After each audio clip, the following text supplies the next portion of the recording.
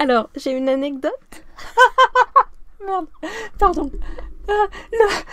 Jitsi vient de me dire que notre micro est bruyant parce que je viens de rire. Alors, Et du coup, donc je disais, j'ai une anecdote. Depuis que Jenna a une nouvelle voix, Jenna a aussi un nouveau rire. Ah bon? Et alors ça doit être le timbre qui a changé, ou je sais pas, la voix sort différemment, donc l'intensité est différente peut-être. Mais jusqu'ici, quand on était assises côte à côte en train de regarder un film et qu'il y avait un moment marrant, c'était très drôle. Maintenant, quand on est assises côte à côte, quand on regarde un film et qu'il y a un moment marrant, c'est à la fois drôle et douloureux pour moi. À ce point-là? Parce que Jenna rigole assez fort et de manière un peu aiguë par rapport Ah, donc à avant. c'est pas non seulement le volume, c'est la fréquence. Oui, la fréquence a complètement changé. C'est très bonne réussite, hein.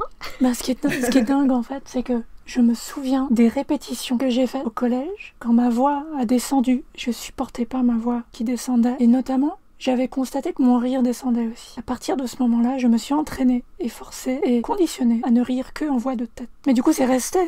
Maintenant, si je ris en voix de tête, effectivement, je suis à plus de 200 MHz. Enfin, je perce les tympans, quoi. Voilà, j'aime beaucoup son rire, hein, quand même. Tu as le droit de rire. Non, mais c'est Gaulle. En plus, D'accord, on passe c'est la notre temps à essayer de se faire rire mutuellement. Et puis sur ce podcast aussi, de toute façon. T'as dit quoi, Louis?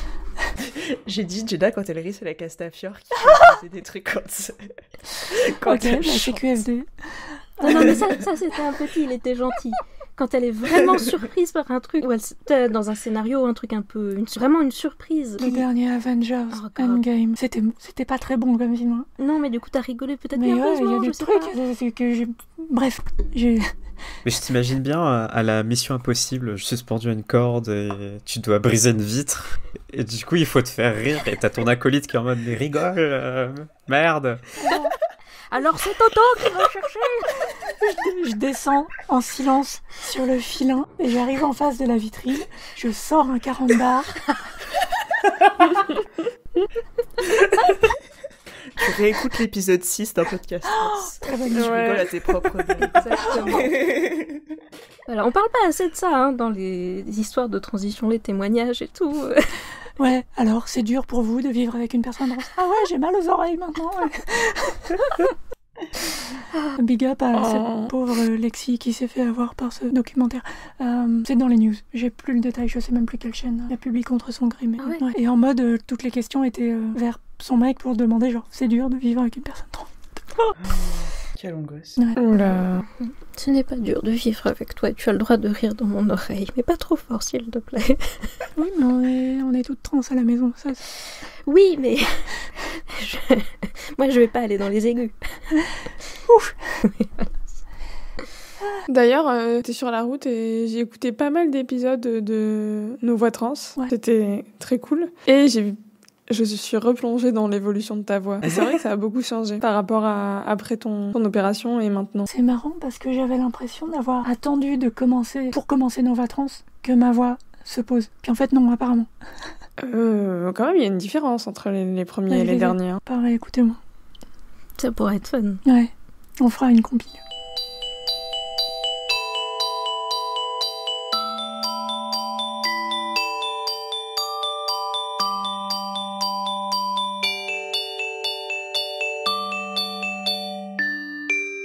Bonsoir, vous écoutez un podcast trans, on est à l'épisode 9 déjà. On est déjà un tellement vieux podcast. On date de mars 2000... Pas du tout.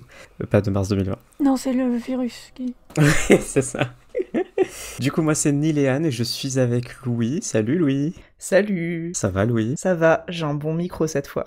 Oui, on est avec Jenna. Hey, coucou, bonsoir. Bonsoir Jenna. Juste à côté de Jenna, comme toujours, il y a Po, Coucou, j'ai le même micro que Jenna. l'acolyte, Peut-être on va prouver un jour qu'on peut exister séparément quand même. Oh, peut-être. Et enfin, il y a Malé qui est de retour. Salut Malé. Coucou. Malé qui était évidemment dans la team qui s'est moqué de mon absence. On s'en souvient. Est-ce que si c'est un épisode 9 et qu'il est trans, est-ce qu'il va éclore?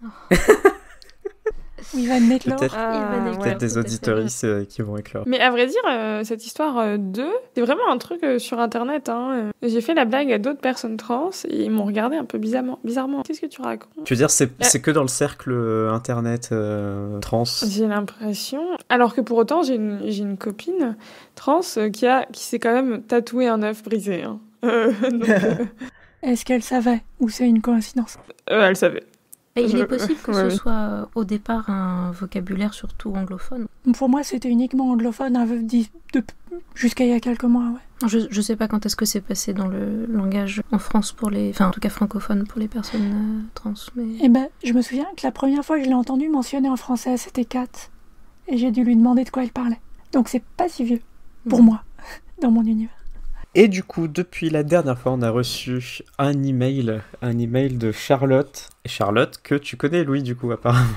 Oui, qui est la meilleure personne du monde. Voilà. Eh bien, la meilleure de personnes du monde nous a écrit en réaction donc au dernier épisode par rapport si vous étiez resté jusqu'à la fin, j'avais parlé de médiateur santé, un médiateur santé qui m'avait aidé dans les démarches administratives en santé. Et Charlotte avait des astuces supplémentaires à donner à ce niveau.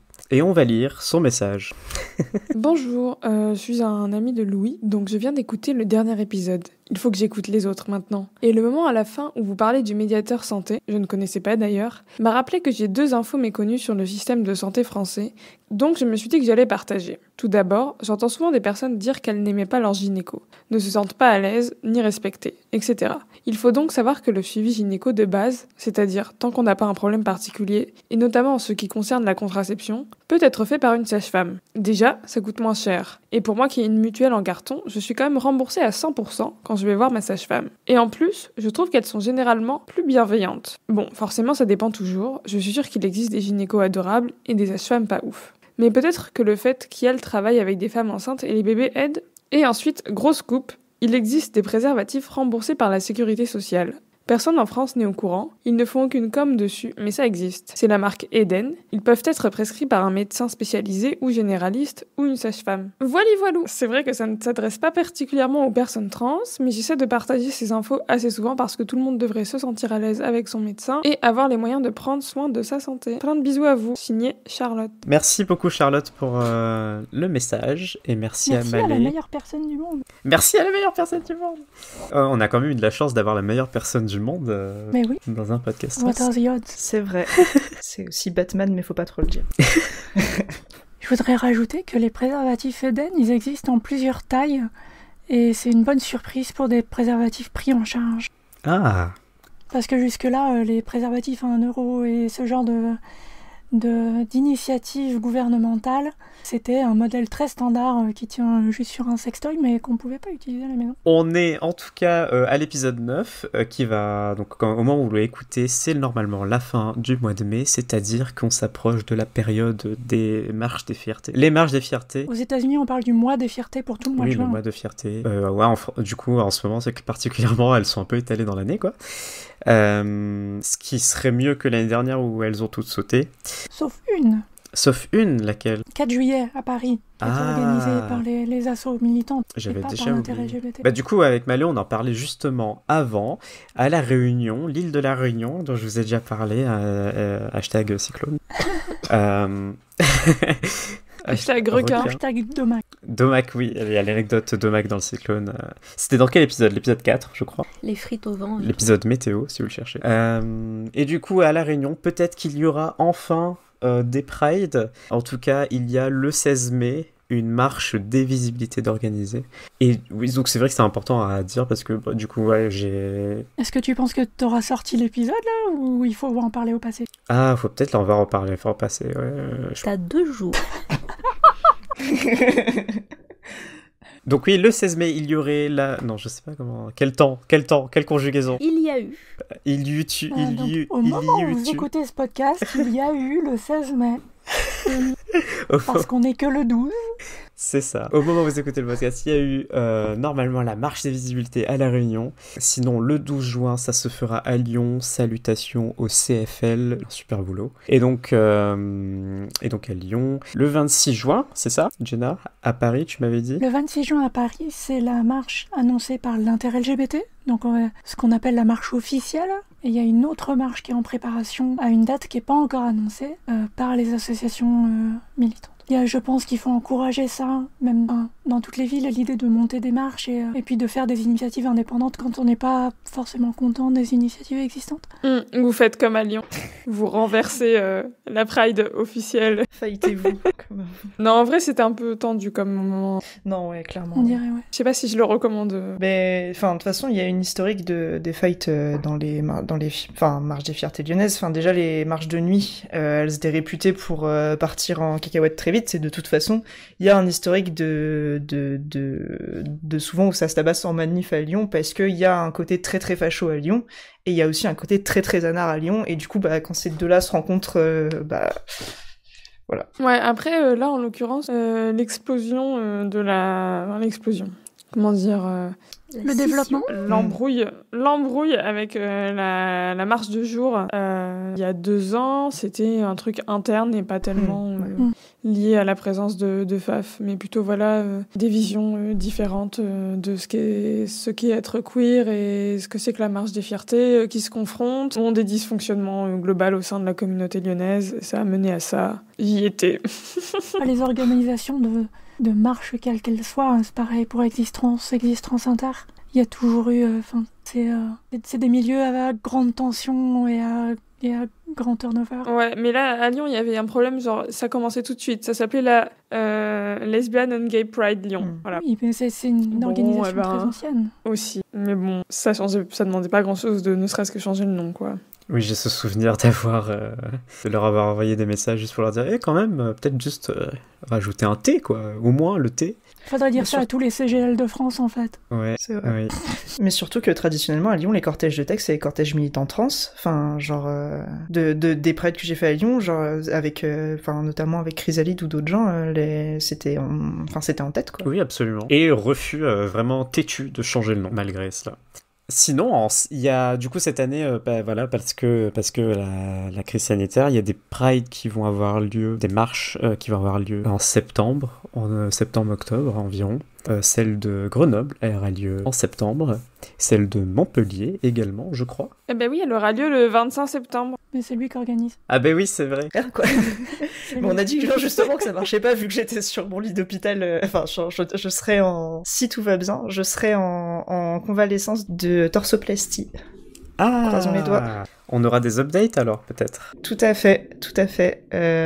Enregistrement de l'hôpital et tout. Bon, j'espère pas, ça dépend quand on un live. Un live, oh non. Quelle horreur. Les chirurgiens, là, on est en train de découper. Tu sais, puis après, comme ces vlogs de mecs trans qui font leur mec et genre où t'as les gens qui arrivent avec leur petit micro, genre les mecs viennent de se réveiller, ils sont complètement shootés en fait. Bon, on va débarquer à la salle de réveil avec un micro. Parfait. Surtout Jenna, elle se balade avec un micro dans les marches, donc elle pourrait se balader dans les salles de réveil et traquer les mecs trans. Non, pas du tout, ça devient n'importe quoi. Quelle image j'ai jamais fait ça. Non, mais... non, je dis, tu pourrais. Évidemment que tu ne l'as pas fait. Ça s'organise.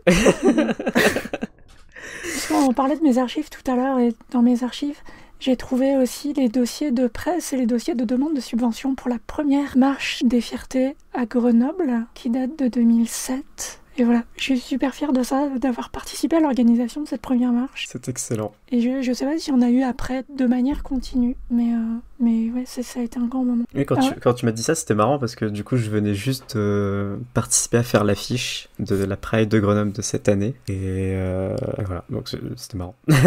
C'était marrant de se dire que toi, du coup, t'as participé à la première. Coucou aux gens de Grenoble. C'est pour ça que Jenna n'est pas vieille du tout. Mais Louis, ça tombe bien parce que tu vois, t'as parlé de Lyon et voilà, je voulais parler un peu de Lyon aussi parce qu'en fait, j'ai une petite idée de conversation qu'on pourrait avoir. Moi, Lyon, c'est la ville que j'associe à mon début de transition. Il y a des choses dans la vie comme ça qu'on associe à un développement, à une étape de développement perso, quoi. Et donc pour moi, c'est particulièrement un lieu, c'est Lyon. Mais c'est Lyon en entier. C'est-à-dire que tous les lieux dans Lyon, je peux les associer à un truc très précis de mon début de transition. Quand j'y passe, tu vois, c'est vraiment une time machine et une machine à remonter le temps à ce niveau-là. Et donc je voulais vous poser cette question. Est-ce qu'il y a un lieu où, peut-être moins précis que moi c'est peut-être un peu particulier. Je l'avais demandé sur Twitter, ça avait l'air d'être un peu particulier. Pas beaucoup de gens qui avaient l'air de relate. Mais est-ce que vous avez des lieux que vous associez à des moments de votre vie trans ou non trans? Ça va être super cliché, la mutinerie. Et la mutinerie, donc il y a un bar dans le centre de Paris. Et pour une raison super précise, c'est pas la mutinerie en général, parce que je sors pas beaucoup et je vais pas beaucoup dans les bars. Mais c'est la fois où j'ai osé aller dans un groupe de parole trans, alors que j'étais pas encore out. Et j'osais pas encore utiliser le terme trans, parce que je me sentais pas légitime. Et c'est là qu'il y avait, donc c'était une réunion du forum TXY, et il y a quelqu'un qui m'a demandé, voilà, ce que je faisais là, et j'ai expliqué ce que je ressentais, et pourquoi j'étais pas exactement à ma place, etc. Et elle m'a presque secouée et m'a dit mais si, évidemment, enfin c'est un terme parapluie, tu rentres complètement là-dedans, t'as le droit, t'es légitime, etc. Et ça a été super important pour moi. Bah c'est trop bien. Est-ce que vous en avez d'autres? Moi je relate sur le associer des lieux à des moments précis, parce que j'ai l'impression qu'à chaque fois que je retourne chez mes parents ou à Lyon, parce que globalement de ma vie j'ai vécu principalement genre dans la campagne et à Lyon. Et Lyon, en fait, à chaque fois que je vais dans une rue, genre, ça vraiment me rappelle des moments précis, quoi. Genre, je vais au métro Saxe-Gambetta. Genre, ça me rappelle des trucs parce que j'ai vécu tellement de trucs là-bas. Et en plus, c'est genre la sortie de la campagne, genre là où j'ai commencé à rencontrer des personnes queer, c'est mes premières Pride, c'est ma première vie d'adulte. Enfin, tu vois, genre c'est plein de premières fois à Lyon. Bah c'est impressionnant du coup parce que c'est exactement pareil pour moi. J'arrive de la Réunion donc voilà. Bah c'est pareil pour moi aussi. Hein. Et c'est pareil pour toi, oui. Mais je pensais plus que ce serait toi qui allais me dire mais oui pareil, aussi. Mais genre il y a Louis aussi, c'est trop bien. Et ouais donc cette première Pride, pareil. Du coup Malé. Et oui, moi, ma première Pride, c'était avec toi en 2016. Et alors là, bon, pas l'ombre d'un doute. Non, je rigole, très lointain, on va dire. Et et c'est ça. Et je me dis, quelques années plus tard, cortège de tête, avec un drapeau rose et noir, félicitations. Bah, dans ce que j'avais tweeté, j'avais dit aussi que à Lyon, c'est la première fois que je rencontre des faf, genre frontalement. Et c'est moins drôle, mais ça en dit beaucoup sur le côté formateur que j'associe. Mais du coup, je suis en train de me dire qu'on a toutes les trois la même année de première Pride et au même endroit. Et c'est beau, genre voilà. 2016 Ouais, bah oui, parce que... On était là, au même endroit, au même moment. Je suis arrivée à Lyon en septembre 2015. Mmh. Et du coup, j'ai ma première Pride, c'était juin 2016. Énorme. Mais attends, j'ai un doute. Est-ce que c'était vraiment 2016 ? J'ai l'impression que c'était plus tôt. Et toi ? Moi, j'ai réfléchi un petit peu. Il y a 3 endroits que j'associe à des réalisations dans ma révélation de en fait, je suis pas cis. Il y a une fois chez mes parents. Juste à côté de la porte d'entrée, j'étais en train de raccrocher mon manteau et je parle à ma mère et je réfléchis pas et je me genre au masculin et je m'arrête d'un coup en me disant non ça va pas non plus. Alors je lui dis pas ça, je me suis juste genrée au masculin, elle a rien dit, mais ça m'a du coup fait réfléchir sur il faudrait autre chose en fait. Grosse question, j'ai rien de concret. Ensuite il y a chez un de mes ex dans son salon, accroupi sur le tapis avec un coussin et mon ordinateur et le chat. Et parce que je passais beaucoup de moments seule, il avait des horaires de travail un peu bizarres. Comme je travaillais pas encore à l'époque, j'ai passé beaucoup de temps sur mon ordinateur et j'ai cherché beaucoup de choses. Et là, d'un coup, je vois une bande dessinée qui parle du fait d'être agenre. Et donc je me lance dans un tourbillon de définitions Wikipédia, forum, tout ça. Et c'est un nom, ça y est, c'est ça, c'est bon. Et le 3e endroit, c'est le mariage de ma cousine en Californie. Parce que c'est une fois où j'ai dû m'habiller, entre guillemets, féminin. Je dis entre guillemets parce qu'évidemment, les habits ne sont pas genré de manière intrinsèque. Tu peux faire ce que tu veux avec des habits. Voilà. Ah, j'ai cru que tu mettais des guillemets parce que genre t'étais en gros Rangers. Non, il y avait un dress code parce que c'était un mariage, donc il y avait des trucs à respecter, telle couleur, tel truc, tel machin. Et donc j'étais habillée en bleu turquoise avec une petite robe et un gilet style 60s ou un truc comme ça. Et j'ai refusé qu'on me mette du maquillage parce que non, ça je pouvais pas, mais j'ai accepté qu'on me coiffe les cheveux. Et donc je me suis retrouvée avec un style qui... Non, pas du tout, pas moi. Et j'ai vécu du coup très mal toutes les heures de la cérémonie, après la cérémonie, la petite fête après. J'étais vraiment pas bien et après je me suis dit, ah la dysphorie, oui, ah, ok. C'est donc ça. Parce que d'habitude, je m'habille pas du tout comme ça. Donc enfin, c'est rare que j'expérimente la dysphorie parce que d'habitude, voilà, j'ai des habits un peu baggy et noirs et ça cache les formes. Alors que là, c'était... Je suis une poupée Barbie. Sur des trucs plus positifs, je pense que je me souviendrai de la cabine d'essayage de là où j'ai essayé un binder pour la première fois. Et c'est une collègue qui m'a emmenée, qui m'a fait « Je sais qu'on peut en acheter là ». Et en fait, c'est un sex shop dans Paris. Métamorphose. Et du coup, c'était très bizarre parce que en plus, on est arrivé au départ. Elle fait, je crois que c'est en bas. Et en bas, en fait, si tu veux, t'as un mur avec des godes de ceinture de partout et des trucs de shibari et tout ça. Et j'étais ultra gênée. Je n'ai jamais rentré dans un sex shop de ma vie. Ah, et puis d'un coup, elle t'a emmené direct au plus grand du... Et genre, vraiment, elle s'est foutue de ma gueule tout le long parce que j'étais mal. J'étais genre, mais oh non. Voilà. Et en fait, je pense que c'est là où j'ai fait la réalisation parce que c'est genre un moment où je me disais encore un peu plus non binaire que transmasque vraiment et je l'ai mis et j'ai chialé. Oh. Et j'étais ah oui, c'est donc ça. Je me souviens avoir reçu un maillot de bain qui avait donc un maillot de bain 2 pièces avec des coques en mousse. Et j'étais en train de tweeter en même temps en fait, de discuter d'une conversation publique avec des gens sur Twitter en même temps. Et je dis, je viens de recevoir ce truc d'Amazon et du coup je vais vous montrer ce que ça donne quoi. Et c'est la première fois que je me voyais avec une poitrine. Et j'ai tweeté un truc du genre, je crois qu'il vient de se passer un truc important là, ça fait bien. Ouf, je veux pas l'enlever. Moi, je l'ai déjà raconté, Jenna, cette fameuse soirée où je me suis strappée, enfin j'ai genre du coup mis mes straps pour la première fois pour faire du drag king. Et où je suis arrivée vers mon coloc. Regarde, je suis plat. J'ai pris sa main. Et en tout cas, salutations à toutes les personnes qui ont ces lieux, voilà, qui leur tiennent cher ou pas si cher que ça.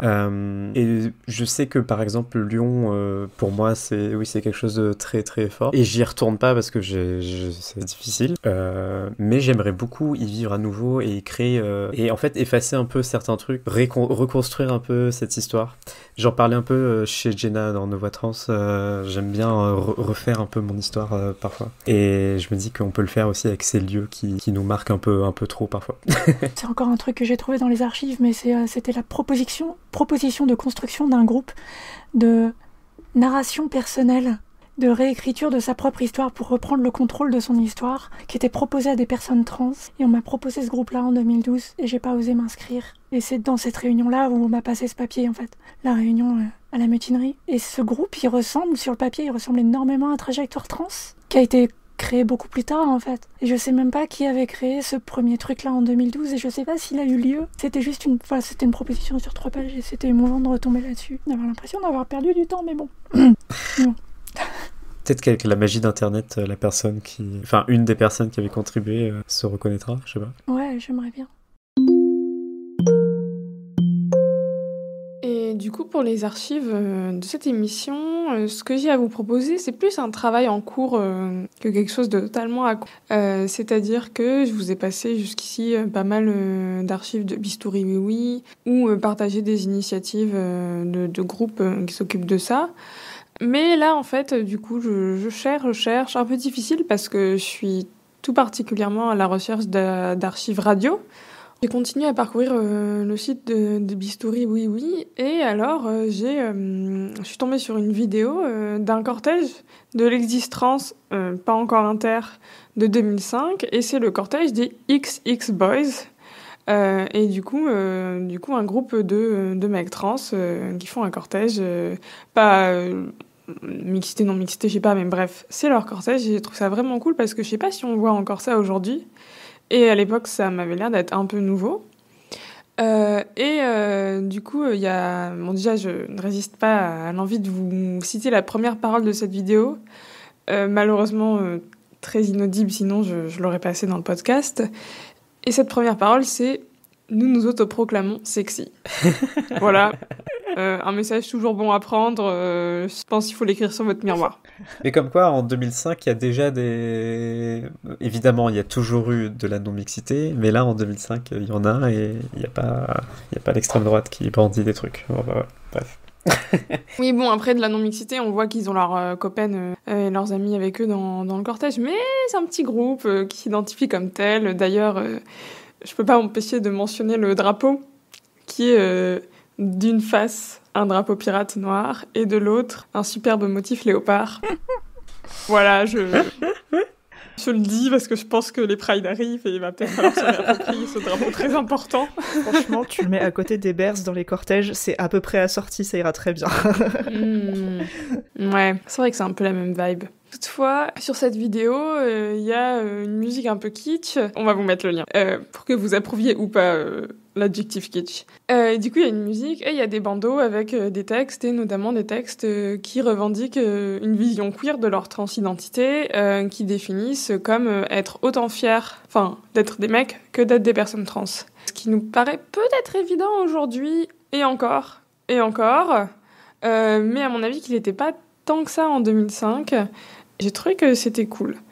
Et il s'avère que dans cette vidéo, à un moment, il y a un petit tract où il y a marqué XX Boys, et on dirait qu'il y a un texte qui est illisible, malheureusement, à cause de la qualité, et j'ai commencé à faire des recherches. Et bon, vous imaginez taper XX Boys sur Google. Voilà. Désolé pour toi. On tombe pas exactement sur les résultats sur lesquels on veut tomber, concrètement. Et du coup, l'une des rares traces que j'en ai trouvées au-delà de la vidéo postée sur le site de Bistouri Oui, c'est une page Facebook qui s'appelle XX Boys, portrait de la transsexualité masculine. Et il s'avère que du coup, cette page, elle a été fondée par un mec dont là non plus, j'arrive pas à retrouver la trace parce qu'il avait un site perso, mais évanoui dans la nature. Un mec qui s'appelle Kel T. Black, et en fait, qui sur cette page et sur un ancien site, compile des centaines de photos de mecs trans, français et étrangers, et a priori plutôt états-uniens pour beaucoup d'entre eux. Et c'est vraiment très réjouissant en fait. Bon voilà, c'est sur Facebook, du coup c'est pas accessible aux gens qui n'ont pas Facebook, je crois, malheureusement. Mais en fait, c'est quand même déjà bien que ce soit sur Facebook parce que le site xxboys.net a disparu. Vous doutez que là aussi, je l'ai rentré dans ma barre de recherche. Oh. Et j'ai pas eu ce que je voulais. Et j'ai cherché avec des sites, notamment d'archives web, web.archive.org si je me trompe pas. Et en fait, le souci, c'est que les images sont cassées. Et c'est un site de portrait. Ah mince. Fait par un photographe, lui-même trans par ailleurs. Oui, parce que du coup, ensuite, on se rend compte qu'il a pris beaucoup d'autoportraits de lui et qu'on le voit aussi beaucoup dans la vidéo du cortège et qu'il parle et tout.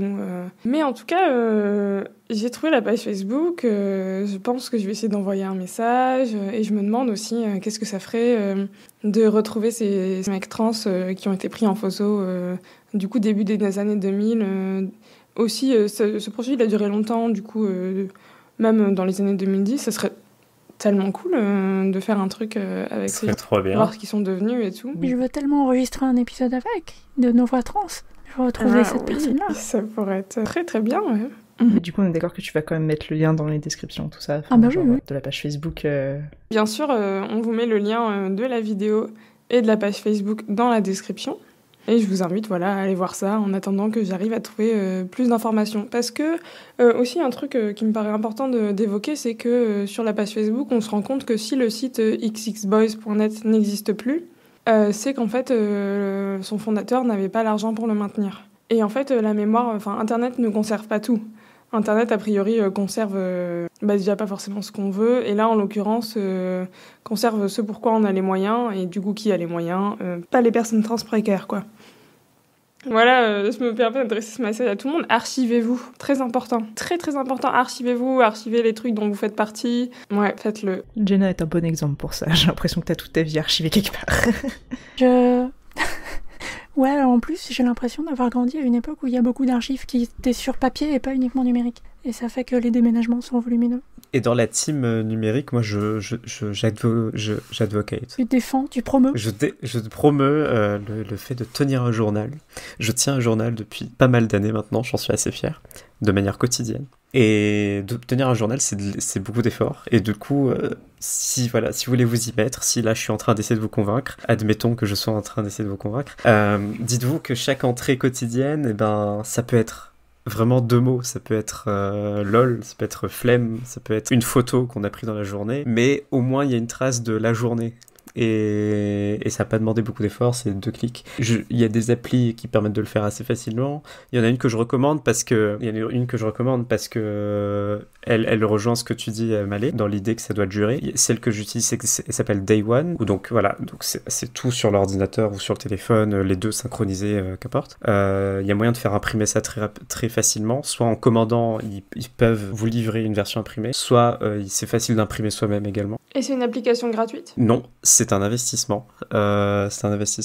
Moi, je le fais avec plaisir, mais du coup, parce que j'y ai attribué beaucoup de valeur. Mais du coup, je pense qu'il y en a qui... J'en avais utilisé, mais là, le nom me revient plus, c'est dommage. J'avais pas prévu de parler de ça. Non, mais il faut qu'ils sponsorisent le podcast. Tu viens de leur faire 3 minutes de pub magnifique. Mais c'est juste que c'est la pratique de tenir un journal. Moi, j'aime beaucoup ça et j'aimerais que tellement de gens le fassent parce que ça peut vraiment apporter beaucoup. Bon, ouais.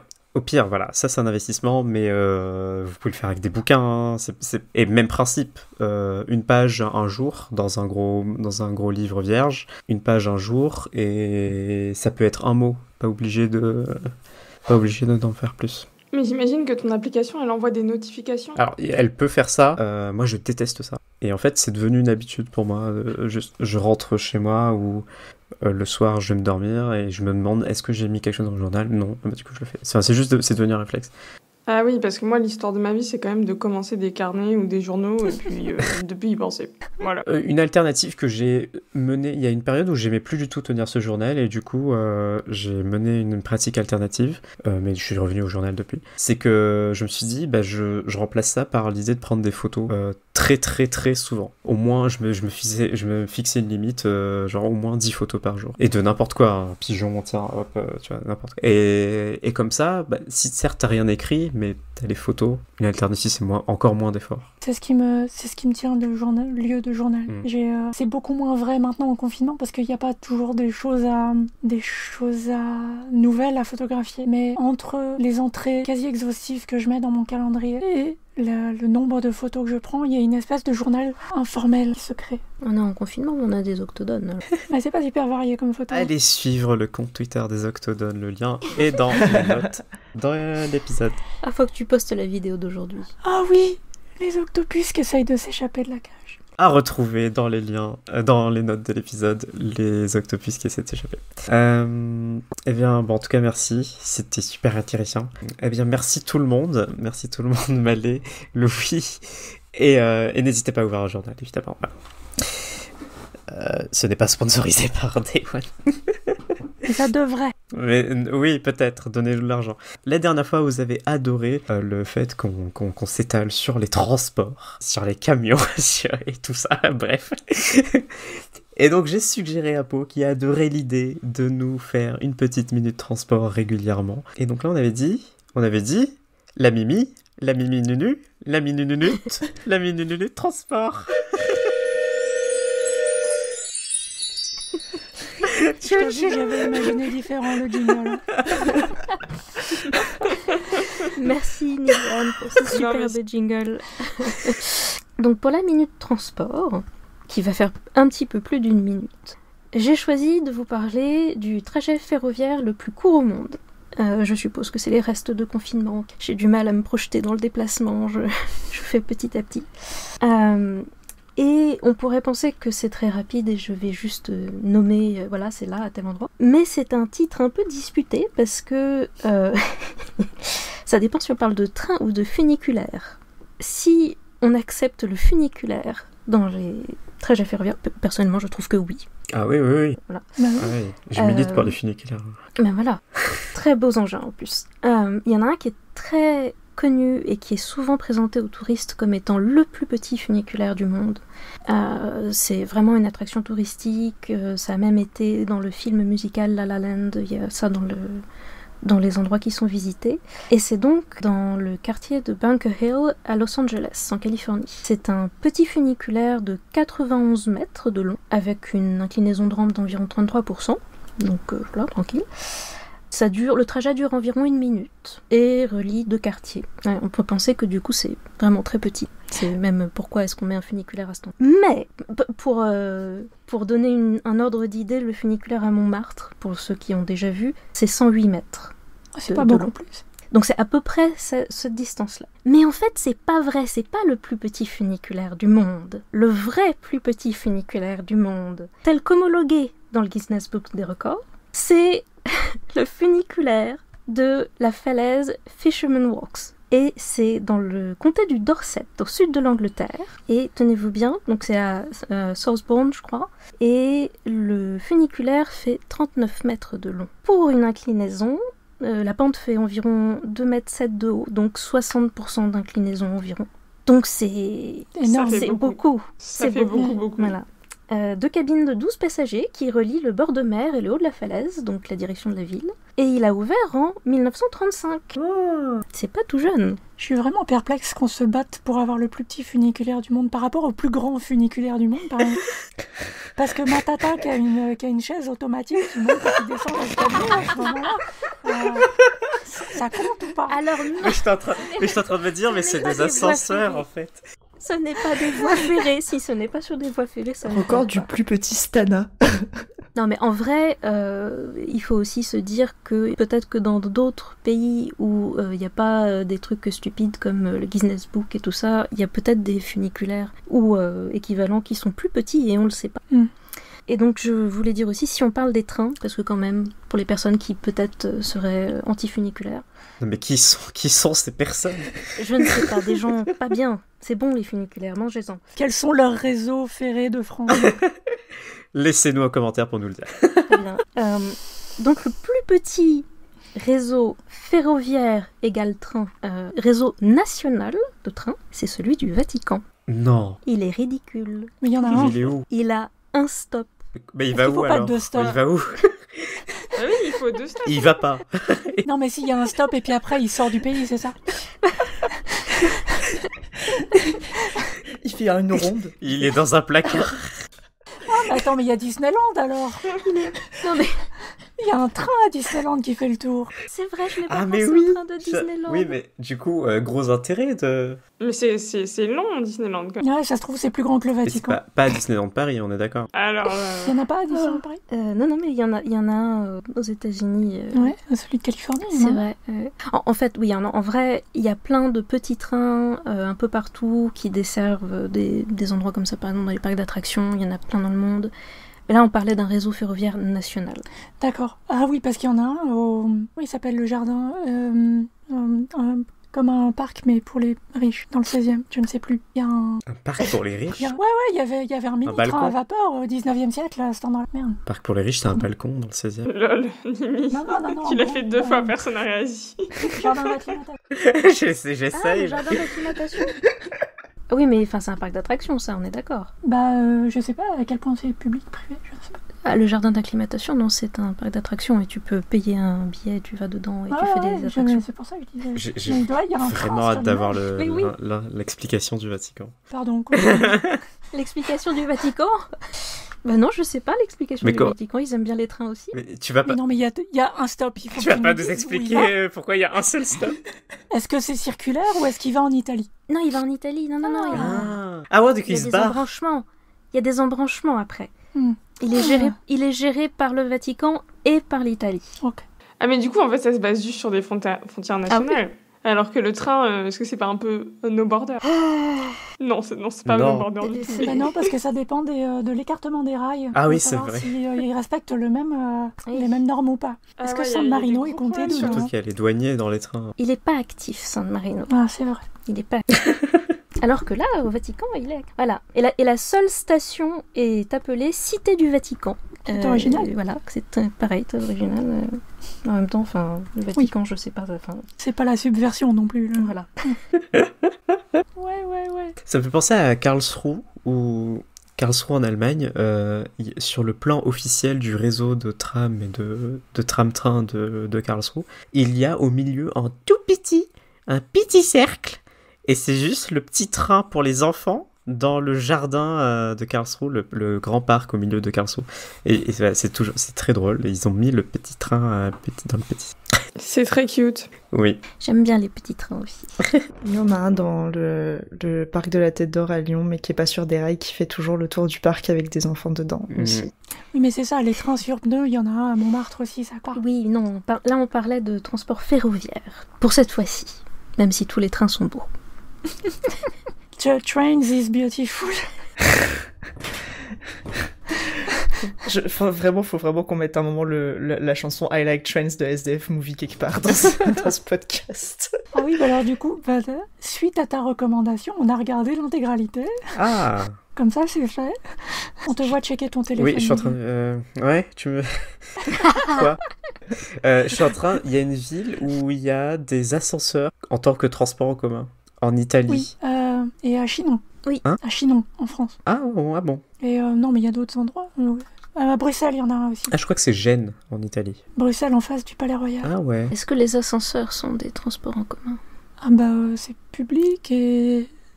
Bon, ouais. Bah là... Mon Dieu, Bah, le ça monde dépend des dans quel transports bâtiment en commun s'élargit. Dans le cas de Gênes, genre, les ascenseurs sont intégrés dans le réseau, dans la billettique du réseau de Gênes, quoi. Genre. Oh, ils sont payants?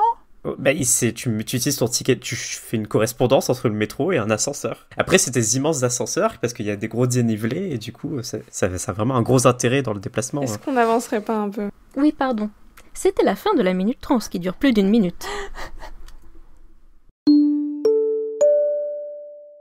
La dernière fois, tu nous as fait comprendre à quel point la planète au trésor, c'est trans, finalement. Et donc, cette fois-ci, peut-être que tu vas faire la même chose avec Mulan. Cela dit, Mulan, ça paraît peut-être plus évident, non? Tout à fait. Je voulais pas commencer par le truc le plus obvious la dernière fois. Mais là, du coup, on va parler du Disney un peu obvious dans sa transidentité.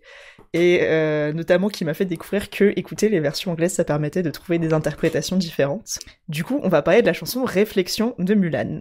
Alors, pour vous faire déjà un petit truc sur qu'est-ce que c'est Mulan, qu'est-ce que c'est Réflexion. Mulan, c'est un film d'animation Disney qui est sorti en juin 98 aux États-Unis et du coup peu de temps après en Europe, qui a été réalisé par Tony Bancroft et Barry Cook. Le titre dont on va parler particulièrement, c'est Réflexion, qui est la deuxième chanson du film et qui est performée par Léa Salonga en VO. Je m'excuse, j'ai pas cherché par qui elle était performée en FR cette fois-ci. Et qui du coup a été écrit par Matthew Wilder et David Zippler. Et le compositeur global pour la musique du film, c'est Jerry Goldsmith. Ce qui est intéressant avec cette chanson, c'est qu'elle a fait gagner le prix de la meilleure chanson originale pour les Golden Globes 99 au film, et il a gagné le Golden Globes de la meilleure bande originale au passage cette année-là. Ils ont aussi gagné un Grammy Awards pour une autre chanson originale, mais qui est celle de fin qui s'appelle True to Your Heart. Et ils ont gagné un Oscar en 99 de la meilleure musique de film. Voilà. Donc pour dire que les musiques de Mulan, c'est quali. Voilà, c'était tout. C'était juste pour étaler un peu les mes recherches sur Mulan. Enfin bref. Pour donner le... Non mais il y en a qui préparent l'émission. Hein. il faut le remarquer. Vraiment, il faudra que je vous envoie mes docs de préparation un jour, parce que c'est vrai que je les mets pas sur le drive du podcast, mais genre j'ai vraiment des docs avec mes recherches et mes trucs, et du coup j'ai plein de trivia sur Mulan que je vais pas balancer là parce qu'on en a pour 1000 ans, mais on pourra en parler. Pour Mulan Mulan. Attends, quoi? On en a pour Mulan. Jenna qui ose tout. C'est tellement du haut niveau. On sent la fatigue, hein? C'est pas. Vas-y Louis, vas-y. Pardon. Donc, pour mettre un peu de contexte, cette chanson arrive après que Mulan ait échoué à prouver qu'elle était une bonne femme chez la marieuse. Et du coup, on va vous la faire écouter maintenant.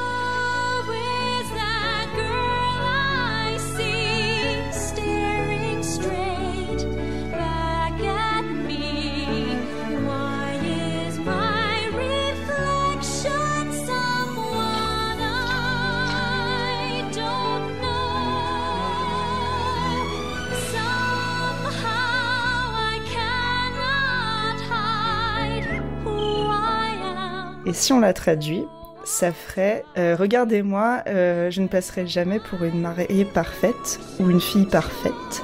Se pourrait-il que je ne sois pas destinée à jouer ce rôle? Maintenant, je comprends que si je devais être moi-même, je briserais le cœur de ma famille.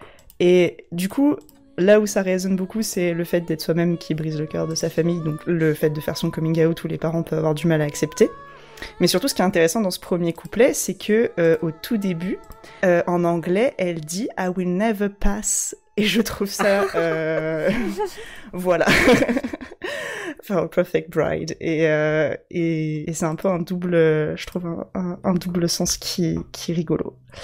Dans le deuxième couplet, elle dit « Qui est cette fille que je vois qui me fixe du regard ? Pourquoi mon reflet est-il quelqu'un que je ne connais pas ?» Donc là, ça part complètement sur l'interprétation de la dysphorie, en fait, aussi, ou de ne pas se reconnaître dans le miroir. Quelque chose fait que je ne peux pas cacher qui je suis, pourtant j'ai essayé. Le fait d'être au placard et d'essayer de convenir aux normes de la société, mais de ne pas y arriver, parce que c'est pas qui on est.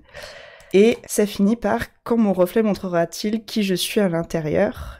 Et elle le répète, mais du coup on peut aussi le mettre comme « Quand mon reflet montrera-t-il qui je suis vraiment ?» Voilà. Et pareil sur quand est-ce que l'image que j'ai de moi à l'intérieur se reverra dans le miroir en face. Et toujours sur cette dysphorie et le décalage qu'on a entre comment on se perçoit de l'intérieur et comment on se voit dans le miroir après. Voilà. Oui, bravo. J'ai Jenna, comme la dernière fois, tu m'as demandé si j'avais regardé la version canadienne de I'm Still Here. Figurez-vous que j'ai écouté la version canadienne de Réflexion. Merci mon abonnement Disney+. Oh, ne mentionnons pas ce nom. Pardon. Est-ce que c'est très différent alors? Alors c'est assez différent dans le sens où c'est très littéral et que ça rime pas du tout. Et en fait, si tu veux, il y a des trucs intéressants où elle dit, par exemple, j'ai tant de mal à former l'image d'une femme idéale. J'aimerais pouvoir vivre selon ce que dit mon cœur sans briser celui de mes parents. Qui est traduction quasi littérale.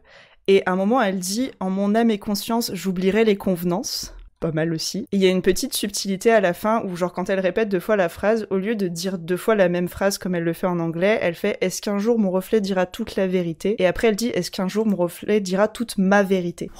Voilà. Encore mieux. Donc il y a, on garde plus de sens premier, je trouve, dans cette version québécoise, comme beaucoup de versions québécoises, mais du coup elle est moins mélodieuse à écouter. Parce que ça rime très peu. Clash. Non mais, enfin, genre... non mais il y a vraiment pardon mais genre à un moment ça fait genre le moment où elle fait I will break my family's heart, dans la version québécoise ça fait sans briser celui de mes parents. Comme ça.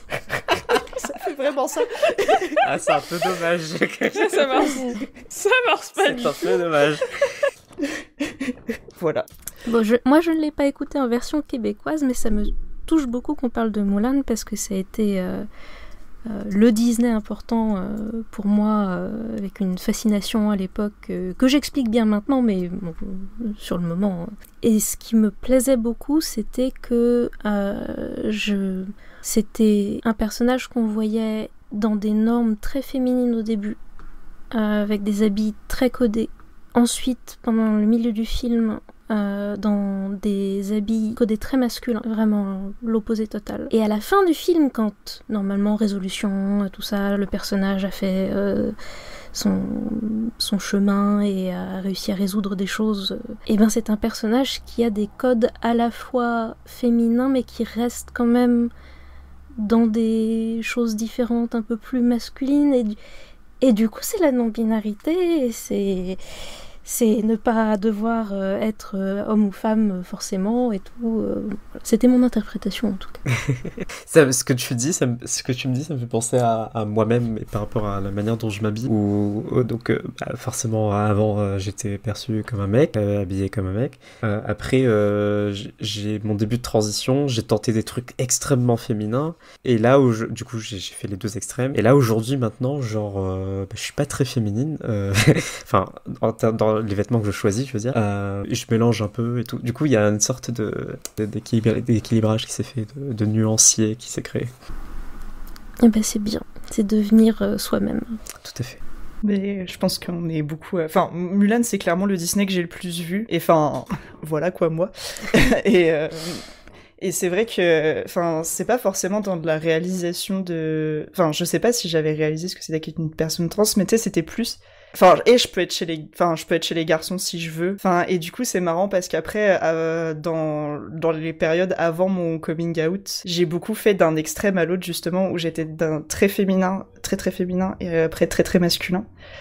Et je pense que j'ai toujours bien aimé cette idée que Mulan te fait que tu peux aller, enfin, sur le truc très gender fluid, tu peux aller d'un côté à l'autre, en fait. Et que c'était possible, quoi, genre, voilà. Je crois que Mulan, je l'ai très très peu vu parce que j'ai cringe sur les éléments raciaux. Oui. Et qu'une fois que je l'avais vu, et là, même en réécoutant la musique, le fait qu'au milieu de le bridge, le pont de la chanson soit écrit, on va dire, caricature asiatique, alors que c'est que des blancs qui l'ont écrit, c'était un petit peu... Voilà. Mais oui, j'aime bien le reste.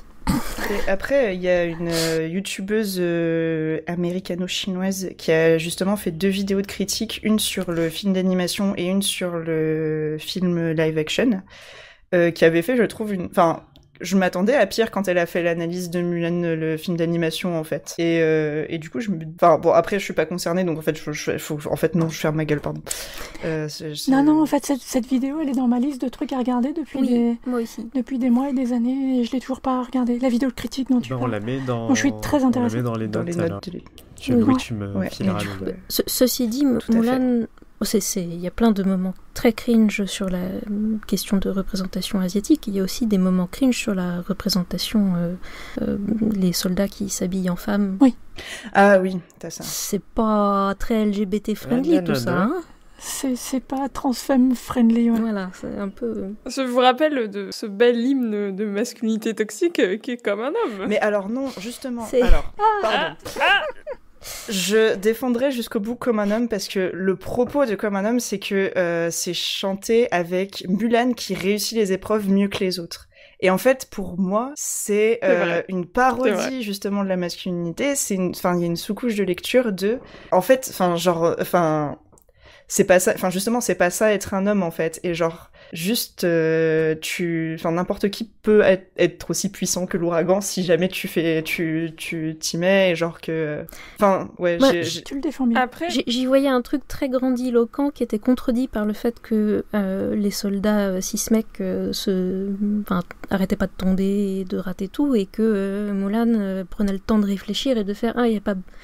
On n'est pas dans la force brute, justement, on n'est pas dans le... si on réfléchit 2 secondes, on comprend et on fait ce qu'il faut.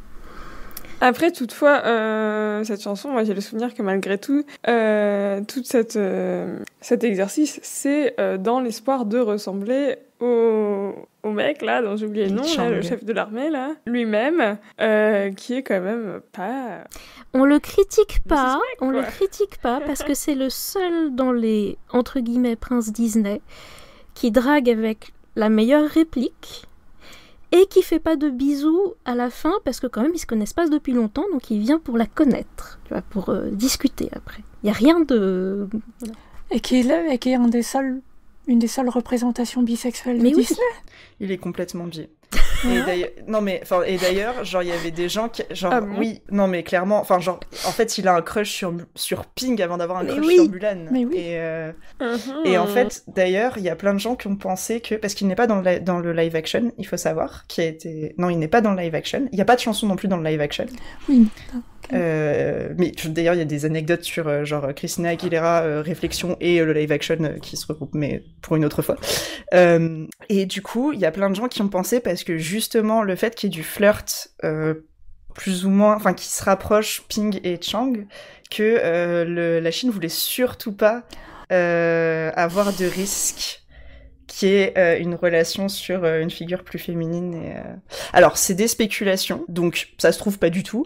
Ça se trouve, il y a une très bonne raison. J'ai envie de dire, il y a pas Bouchou non plus, alors que c'est lui qui fait avancer le plot dans le dessin animé, donc bon, voilà.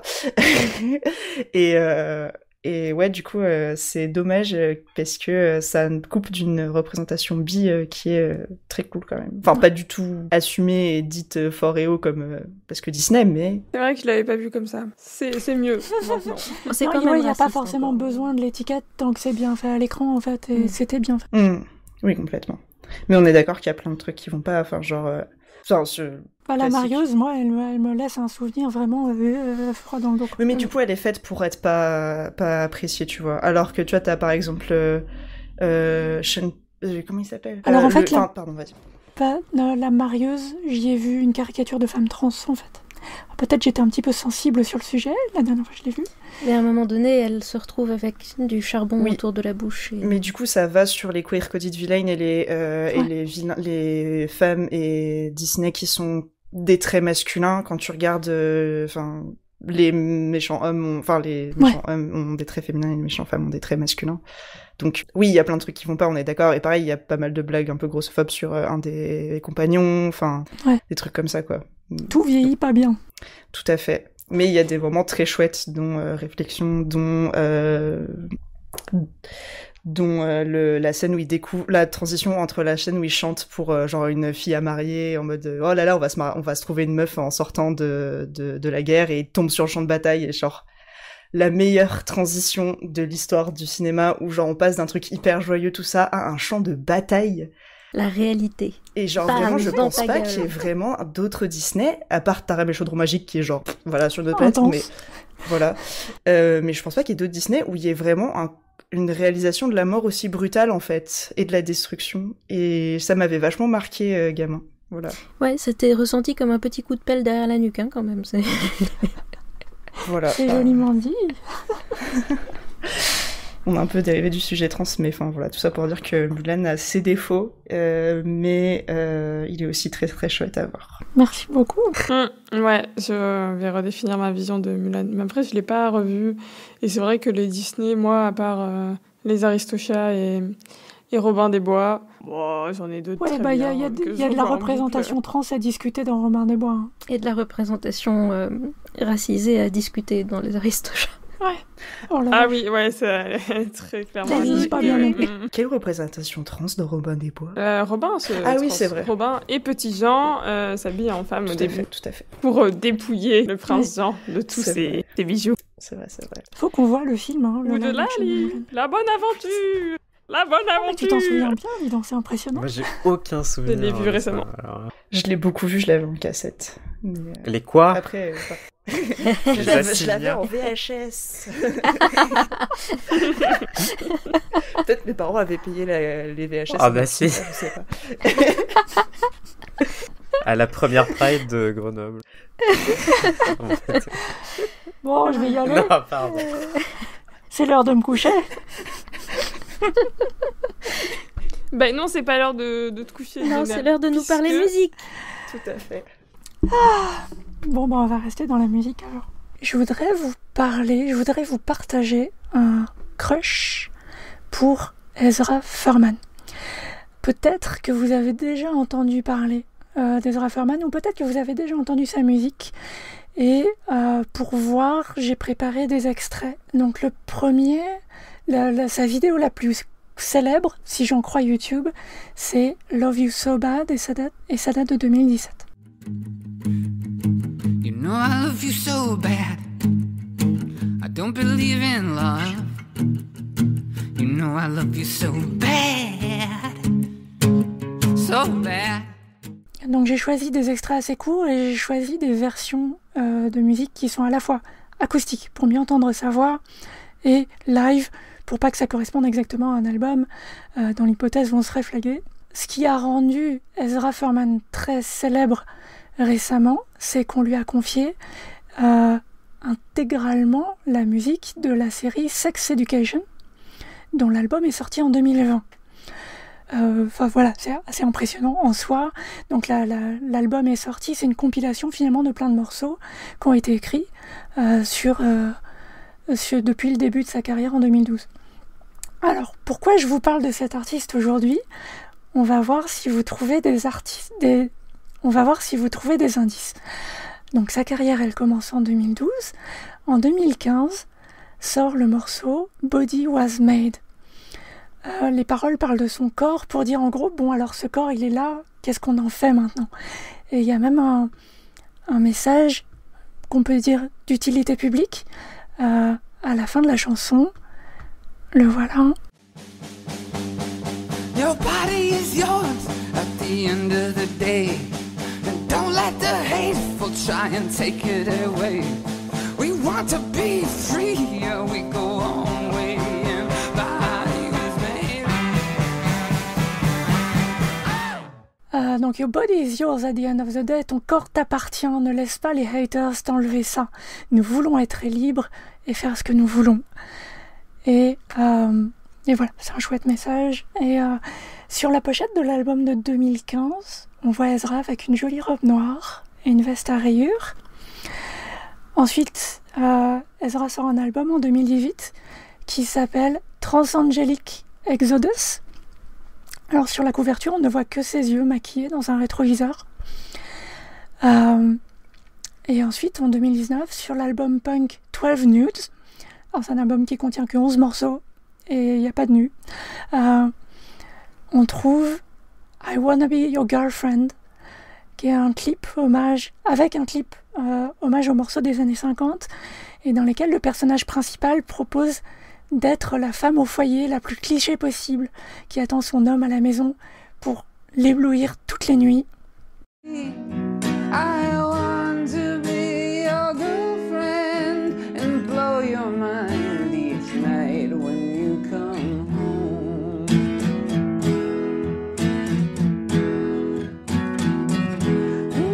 Et la chanson ne prétend pas que c'est un rôle qui est joué. C'est bien Ezra qui parle et qui se nomme en proposant même un nouveau prénom. But me, I was considering ditching Ezra and going by Esme. Baby, would you find that so odd? Ezra, ou Esme donc, c'est aussi que son corps n'est pas ce qu'on attend d'une femme cis. Et Ouais, je connais une meuf qui s'appelle Esme. Y a pas un personnage féminin de Twilight qui s'appelle Esme? Oui, je crois que c'est une la... meuf trans. Mais effectivement, je crois que c'est la mère de l'héroïne qu'on voit jamais dans le film quasiment.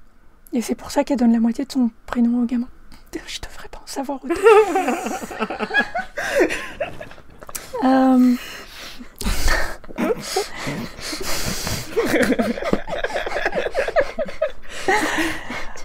Ok, j'aime bien Twilight. Non. Ezra ou Esme sait aussi que son corps est pas ce qu'on attend d'une femme cis. Et voilà comment elle le décrit. Honey, I know that I don't have the body you want in a girlfriend. What I'm working with is less than ideal. But baby, it's not all about what you thought that you wanted. It's about the way I can make you feel.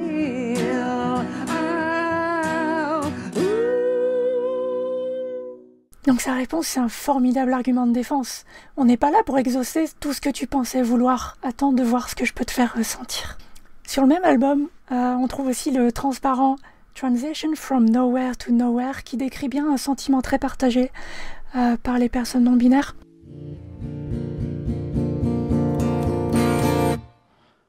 Transition from nowhere to nowhere, here I come again. Nobody cares if you're dying until you're dead. C'est pas une chanson fun, hein. Et la conclusion de la chanson, elle est brutale et elle décrit ce qui se passe quand on remet en cause la masculinité. Oh, remember, I tried to ask what it means to be a man. They threw me in the back of the truck and they tied my hands. Alors, je voudrais clore ce câlin virtuel par ma chanson préférée, mon crush musical, The Queen of Hearts, qui date de son premier album de 2012 et qui est aussi le morceau par lequel je l'ai découverte dans son dernier concert pendant la pandémie. Elle est filmée seule dans le cadre irréel du musée de Boston. Et cette lettre d'amour à la reine de cœur, elle était peut-être envoyée à la partenaire qu'elle voulait quand la chanson a été écrite, mais il fait plus grand doute que c'est la lettre qu'elle a écrite à elle-même, en espérant que le message passerait. I'm an ant in a hill, but I think and I feel I'm composing these love letters to the queen, hoping somebody will see what I mean.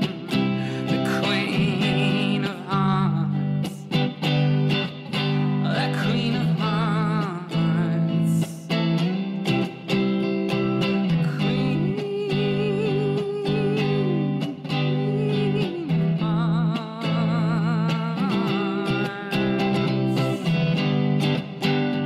Je suis une fourmi parmi d'autres, mais je pense et je ressens et je compose ces lettres d'amour à la reine, en espérant que quelqu'un comprendra ce que je veux dire, la reine de cœur.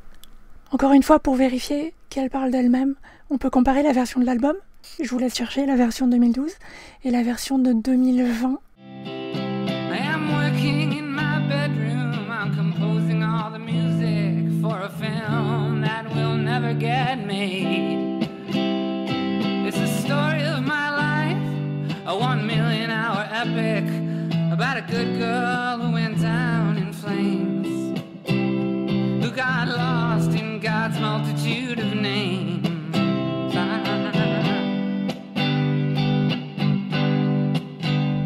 Je travaille dans ma chambre, je compose la musique d'un film qui ne se fera jamais. C'est l'histoire de ma vie, une épopée d'1 million d'heures sur une bonne fille qui a raté sa vie, qui s'est perdue dans la multitude des noms de Dieu. Alors je repose la question, pourquoi est-ce qu'on parle d'Ezra Furman aujourd'hui ? Eh bien, malgré tous les petits cailloux semés sur sa route, qui ne nous laissent aucun doute qu'elle passe tout à fait dans un podcast trans, Ezra a ressenti le besoin de faire un coming out de femme trans il y a quelques semaines. Et jusqu'ici, elle se sentait pas légitime à s'appeler femme et femme trans. Et maintenant, si, j'ai envie de l'accueillir à bras ouverts et lui faire un gros câlin. Et elle a fait aussi un coming out en même temps de mère, pour montrer qu'on peut être trans et maman et avoir une vie de famille heureuse. Et je suis très très sensible à son courage et à son effort de visibilité supplémentaire. Voilà. Et comme elle le dit elle-même, pour conclure... And of course, for queer people, this is just a little anthem for you, if you need one. That's right, little old me. I want to be your girlfriend and blow your mind each night when you come home. Donc, bien sûr, pour les personnes queer, ça peut servir d'hymne si vous en avez besoin. Merci beaucoup, Jenna. Merci Ezra. Moi, je tiens à partager aux auditoristes la tête ravie que fait Jenna quand elle écoute ses chansons et qu'elle lip-sync d'ailleurs tout du long. Et on reçoit d'ailleurs non, pas Jenna, Ezra. Oh, c'est un rêve.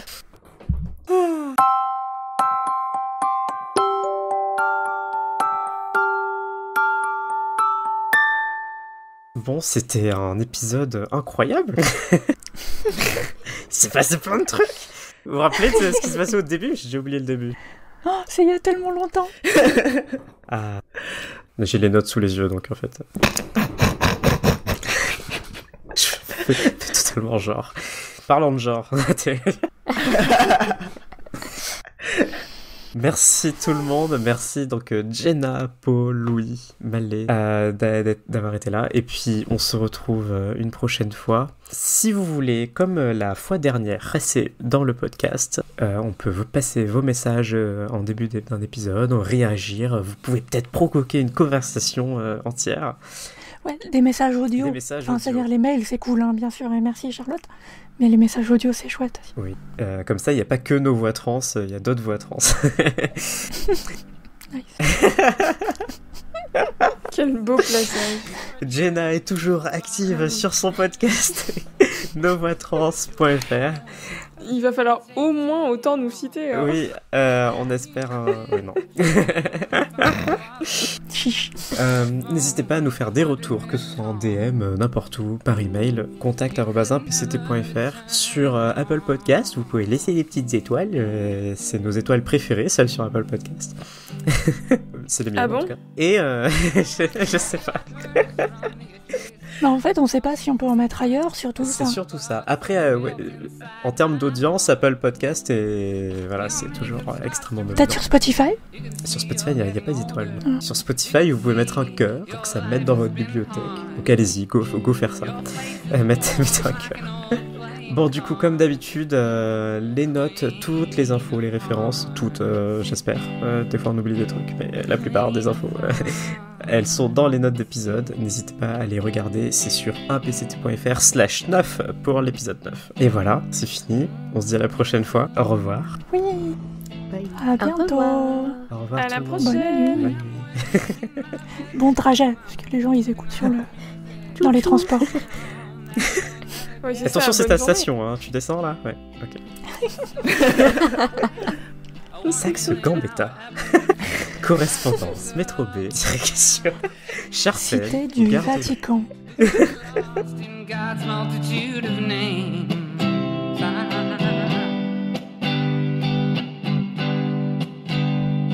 I am searching, I am waving my antenna, trying to pick up some signal through this dream. I'm an ant in a hell, but I think and I feel I'm composing these love letters to the Queen. Hoping somebody will see what I mean.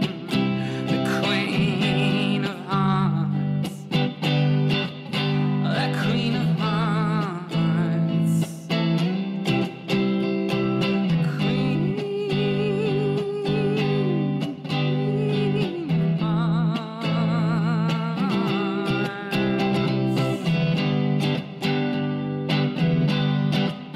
I always heard about God with a wink and a nod. I guess I took it all too seriously. But I was 5 years old. I took what I was told to mean that the sublime was in my reach. That the ocean of the known ends at the beach, just up the street. But these days people like that are considered aberrations. I'm being corrected as we speak. This is my heart, it's a motor, it will search the world over. A search engine, you see what I mean? I don't need the internet, I don't need TV to find the Queen. The Queen of Hearts. The Queen.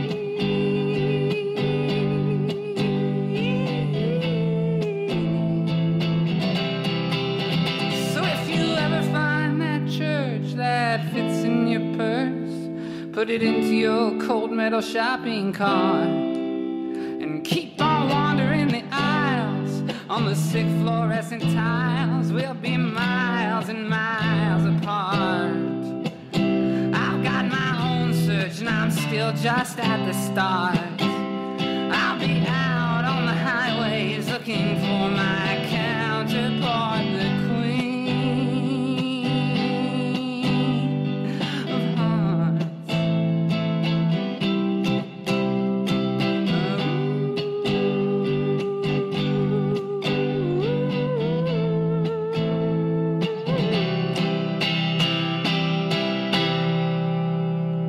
Thank you. Mais du coup, Louis, c'est exactement ce que je suis en train de faire. Là, je suis à un nouveau boulot et je dis rien. Et pour l'instant, je crois qu'ils savent même pas que je suis trans. Genre, ils captent pas, ils captent zéro. Aujourd'hui, il y a une meuf qui m'a parlé de ses protections hygiéniques en mode tu relate, n'est-ce pas? Moi, je suis C'est la vraie validation. Je suis en mode, ouais, c'est cher, ouais, effectivement. On parlait du prix spécifiquement.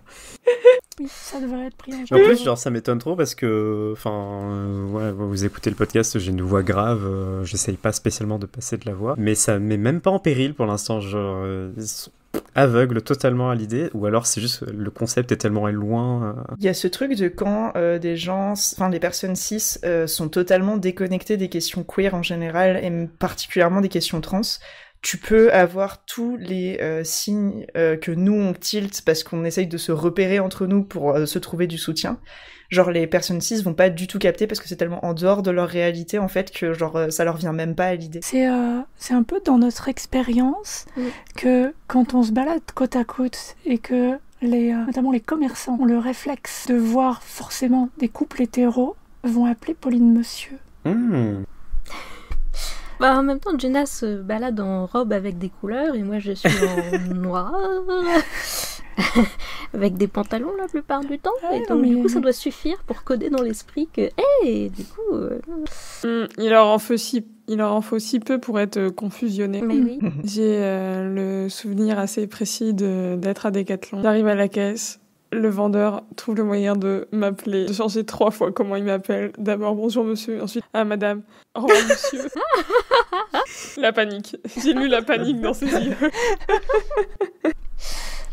J'adore ce genre de moment perso. Ouais, Alors que si tu dis juste votre excellence, Ouais. tout passe. C'est vrai, je dirais ça. Alors, la du prochaine coup- fois. Camarade, J'avais fais ton ticket, camarade. 2 salles, 2 ambiances. Si tu veux, je le mettrai dans les notes de l'épisode. Mais j'ai vu un meme où c'était My favorite pronoun is comrade avec un... Pardon, je tapais mon micro. Avec un ours qui avait une chapka et voilà, c'était ça. Alors, du coup, débat polémique. Comment vous dites pantalon? En quelle langue? Pantalon. En français? Pantalon. Ok. Pantalon. Pantalon. C'est grosse polémique. Tu t'attendais à Oui, des parce- variations J'ai eu l'impression qu'il y Non, avait mais consensus. moi, Comment vous prononcez moi, consensus? pendant des années, j'ai dit pantalon. Genre, il y a... Vas-y, fous-toi de Mais ma y a gueule. La première syllabe, c'était pas un an, c'était un A. Je savais très bien que ça s'écrivait en, mais je disais pantalon. Et du coup, je croyais que c'était peut-être, il y avait une chance, plus d'une chance sur 4 dans ce groupe que... Je vais pas juger parce que je suis de culture mélangée british et français et du coup on parle franglais à la maison. Mhm. Et toute ma vie, j'ai dit, je le dis encore parce que c'est difficile de ne plus dire, sculpture. Et un jour on m'a dit, tu sais, en français le L, Le P. le P, ah, c'est lequel qu'on prononce pas? C'est le P. C'est le P qu'on prononce pas? Sculpture en français, ouais. Ah. Oui, Oh là là, mais je Sculpture. crois que je dis sculpture aussi. Mais oui, Il y a trop de trucs. Sculpture. Oui, alors c'est vrai que c'est sculpture, ouais. oui. Sinon, Il y a c'est- trop... Et Tu te rends compte que c'est j'avais 3 jamais remarqué. consonnes à la suite, c'est Ouais. trop. Ouais, on il peut faut pas. tout prononcer. Moi, j'ai une difficulté avec le prénom Paul. J'arrive jamais à dire. Je dis tout le temps Paul ou Paul, quoi. Genre, j'inverse de manière incessante. Paul, je Voilà. dis Paul. Et ouais, moi, je dis Paul parfois. J'entends pas la différence entre ce qu'on dit. Mais c'est Genre- rigolo parce que le masculin c'est Paul, Ouais. mais par contre le féminin c'est Marie-Paul, Ah oui, et ça aide pas. c'est pas Marie-Paul? Non, Mar- Ah bah il y a peut-être des Marie-Paul. Marie-Paul, hein. mais il y a Marie-Paul. des Moi je dis Marie-Paul. Paul aussi. Bah ça dépend du connu de Marie-Paul. Alors qu'on dit Pauline. C'est vrai ça. Voilà. La langue française n'est pas logique. Bon, on est en train de... Hein Oui, pardon. non mais je suis en mode... On est en train d'analyser des mots dans n'importe comment. Peut-être qu'il faut commencer l'émission.